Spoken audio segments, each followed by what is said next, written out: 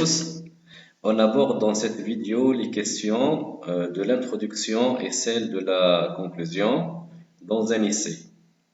Les deux parties capitales dans votre stratégie argumentative et dans votre construction du raisonnement, et aussi qui vous permettent de maîtriser l'entame, l'entrée en matière du texte rédigé et aussi de le finir d'une façon convenable.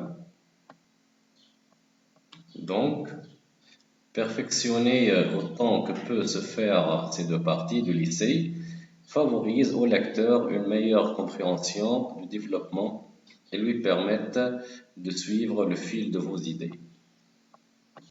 On commence alors par la première partie, l'introduction.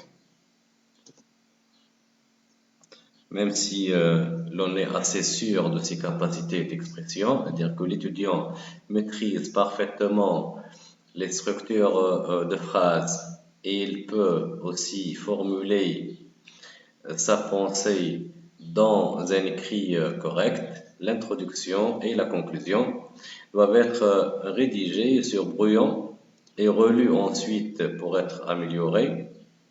En revanche, afin de gagner du temps, il faut que la mise au brouillon soit très rare pour le développement qui se rédige directement à partir du plan détaillé. En d'autres termes, le candidat, l'étudiant, doit rédiger l'introduction et la conclusion au brouillon pour pouvoir corriger les erreurs commises soit au niveau de la structure de chaque partie ou bien au niveau linguistique, c'est-à-dire les fautes d'orthographe, de conjugaison, de grammaire et aussi les fautes d'expression. Mais pour ce qui est du développement, il vaut mieux, bien sûr, faute de temps, rédiger directement votre travail au propre. Commençons tout d'abord par définir l'introduction. Généralement, les étudiants trouvent du mal à commencer le sujet, à commencer la première phrase de rédaction dans un sujet. C'est pour cela qu'on vous donne maintenant les différentes étapes à suivre dans une introduction. Donc, comme vous voyez, on commence toujours par amener le sujet et évoquer en une phrase un problème, une situation plus vaste, plus générale que le sujet veut développer par la suite.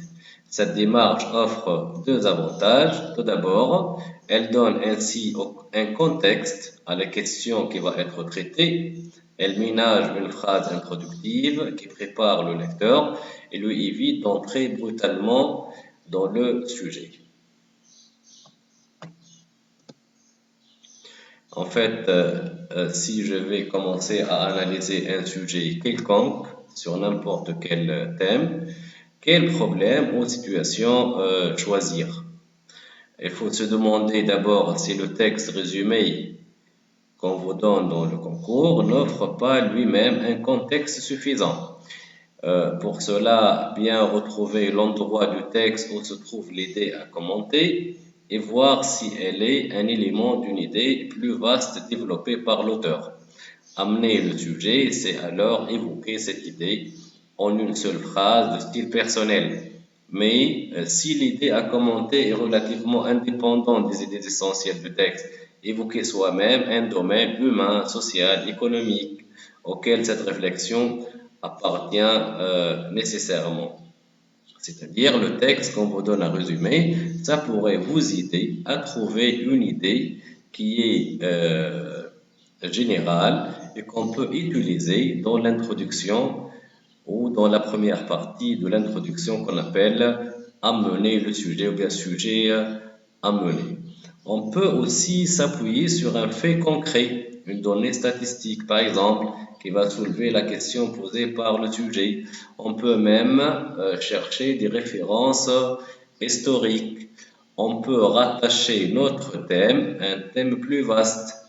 Revenir par exemple dans les événements historiques pour voir l'origine ou bien la source de la question qui sera posée. Si vous avez par exemple un sujet sur la société de consommation, logiquement on doit chercher quelles sont les origines de cette société de consommation dans laquelle vit l'homme moderne. Donc on peut ici interroger par exemple le développement industriel de la fin du 19e siècle, début 20e siècle. La révolution industrielle, c'est parmi les origines qui ont engendré ou bien généré la société de consommation dans laquelle nous vivons aujourd'hui. Donc, beaucoup d'entrées possibles pour traiter un sujet, mais il ne faut pas, bien sûr, développer dans cette première partie de l'introduction, pour laisser, bien sûr, les arguments qu'on va rédiger par la suite dans le développement. Être plutôt bref, entrer dans le sujet d'une façon à donner au lecteur l'impression que vous comprenez de quoi il s'agit dans votre sujet. On peut prendre comme exemple l'extension actuelle de l'informatique et les progrès fulgurants dans ce domaine suscitent une admiration telle que certains seraient tentés de donner à l'ordinateur des pouvoirs extraordinaires presque magiques. Cette introduction conviendrait à un sujet qui porte sur les exploits, les mérites, les avantages du progrès dans le domaine numérique. Une fois on a amené notre sujet par une phrase d'ordre général, on peut passer à la deuxième étape, présenter le sujet, ou ce qu'on appelle aussi le sujet posé. Cela veut dire, le candidat est appelé à énoncer le sujet et poser la problématique. Énoncer le sujet, c'est-à-dire insérer la citation de l'auteur donnée dans le sujet, ce qui est généralement mis entre des guillemets, ou bien l'opinion de l'auteur qui est insérée dans une phrase. Poser la problématique, cela veut dire cerner davantage la question. La question porte sur quoi? La réflexion porte sur quoi? En quelque sorte, essayer de cerner ou bien expliquer davantage ce qui est demandé de faire dans un sujet. Donc, donner tous les renseignements permettant de savoir ce dont il s'agit. Dans cette étape est reliée à la première par un lien logique explicite ou bien implicite, de façon claire, un moyen qu'on peut utiliser de façon explicite ou bien de façon cachée, sous-jacente.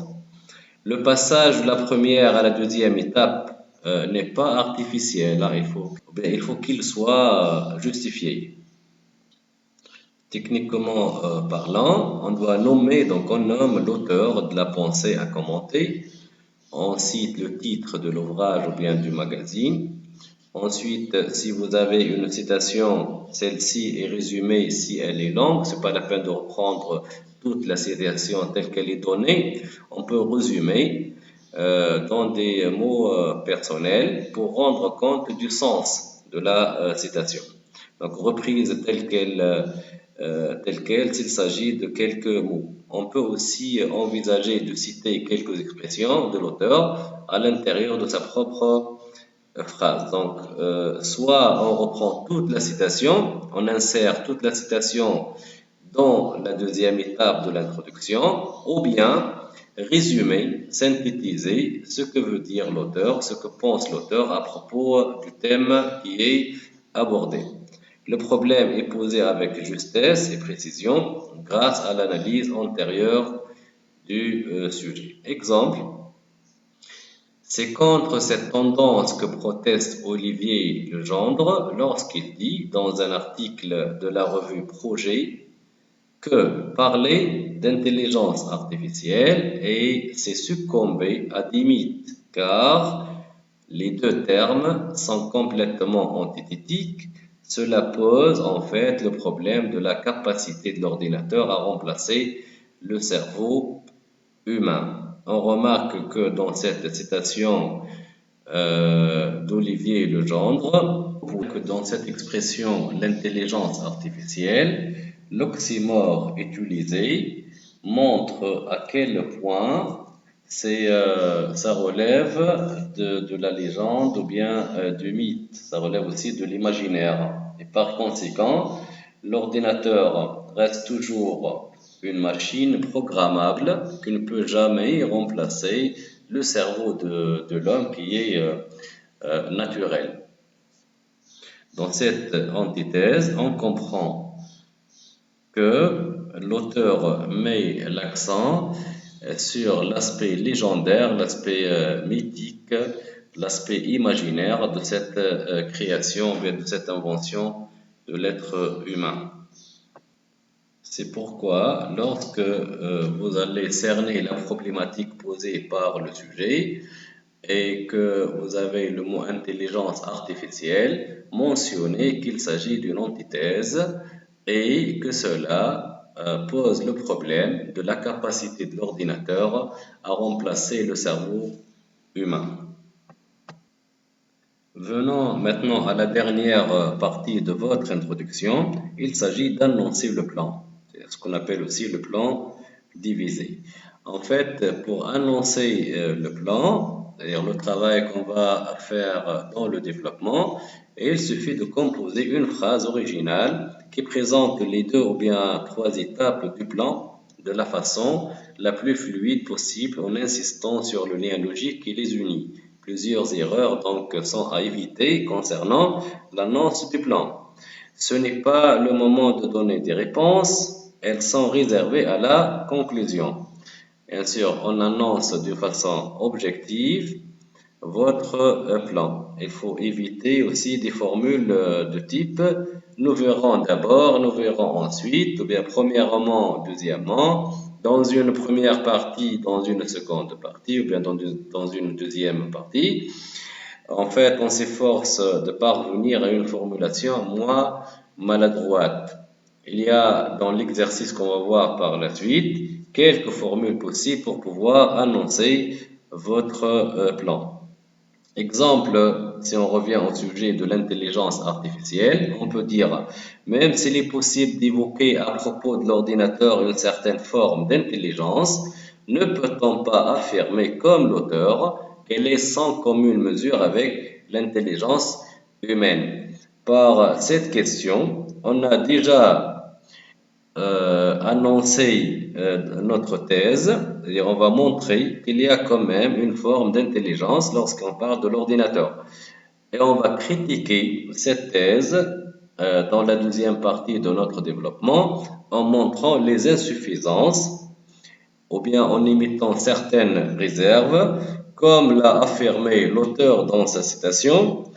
Est-ce qu'on peut parler d'intelligence de cette machine qui est l'ordinateur et comment on peut la comparer avec l'intelligence de l'être humain? Donc la première partie de notre développement, c'est la thèse, c'est-à-dire on va analyser d'une façon objective l'opinion de l'auteur. Par la suite, dans la deuxième partie qu'on appelle généralement, bien de façon classique, l'antithèse, l'étudiant est amené à donner son point de vue personnel sur la thèse de l'auteur. Ce qu'on a vu jusque-là, c'est en quelque sorte la partie théorique du travail. Maintenant, on va passer à un sujet pour voir, pour mettre en pratique les différentes étapes de l'introduction. Voilà un exemple de sujet. Évoquant les avantages de la science, Frédéric Joliot affirme « La pure connaissance scientifique nous apporte la paix de l'âme ». Cet avis vous semble-t-il toujours juste? Vous exprimerez votre avis dans un texte argumentatif illustré par des exemples pertinents.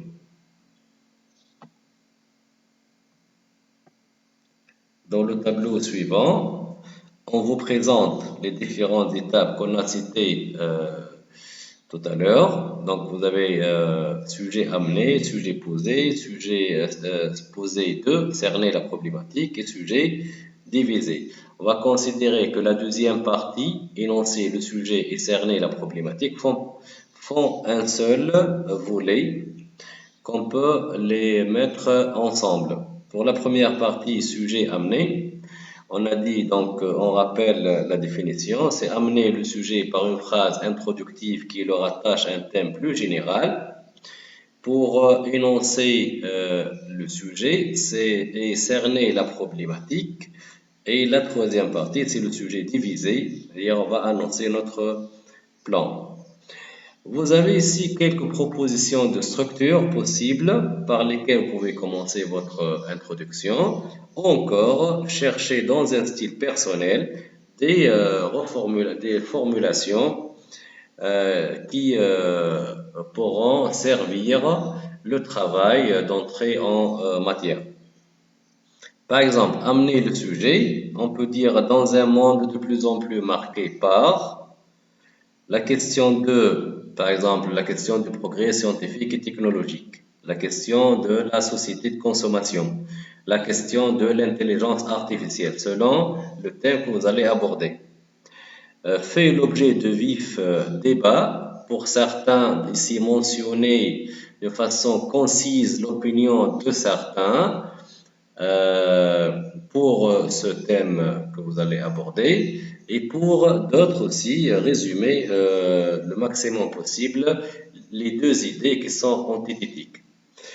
On peut mettre aussi les avis divers au sujet d'eux, ou bien on est souvent partagé entre deux conceptions et vous allez poser bien sûr le thème abordé. Exemple. L'exemple porte sur notre sujet. La pure connaissance scientifique nous apporte la paix de l'âme. Alors, la question du progrès scientifique fait l'objet de controverses. En croire certains, le penchant et le goût insistant de l'homme moderne pour l'innovation et le changement le soumettent au joug des découvertes qui l'aliènent et le déshumanisent. D'autres vénèrent ce progrès et placent ses acquis sous le sceau du devoir et spirituel et humain. En fait, dans cette phrase introductive, on a voulu montrer qu'il y a deux opinions opposées, contradictoires, antithétiques, paradoxales, comme vous voulez, concernant le progrès scientifique. On a précisé que certains accordent, en fait, certains n'accordent pas une importance particulière à ce progrès. Ils considèrent que les découvertes scientifiques que l'homme a faites tout au long essentiellement du XXe, XXIe siècle représentent une forme d'aliénation, une sorte de déshumanisation pour l'être humain. Maintenant, autre personne voit complètement le contraire et considère que le progrès reste toujours, avec les acquis qu'il a réalisés, reste toujours un devoir. C'est un devoir humain, aussi c'est un devoir spirituel. Donc les sociétés doivent faire des recherches scientifiques pour pouvoir avancer, pour pouvoir changer leur société et assurer de plus en plus un certain confort et un certain épanouissement pour l'homme moderne. Donc, on peut présenter dans cette introduction, dans cette première phrase de l'introduction, cette vision opposée, contradictoire, contraire, antithétique vis-à-vis du progrès scientifique. Pour faire le lien entre cette phrase d'ordre général et la deuxième partie de l'introduction, il faut laisser à la fin de votre phrase ce qui va faire le passage fluide pour poser bien énoncer le sujet. On va dire, c'est ce qui amène l'auteur de la citation. Bien sûr, ici, l'auteur de la citation, c'est Frédéric Joliot. C'est ce qui amène Frédéric Joliot à déclarer, on va mettre la citation entre deux guillemets. C'est pourquoi l'auteur affirme, c'est ce que l'auteur souligne en déclarant, c'est ce danger, ce mérite, cette tendance que l'auteur met en évidence en affirmant et on insère bien sûr la citation. Exemple, c'est ce mérite que Frédéric Joliot met en évidence en affirmant la pure connaissance scientifique nous apporte.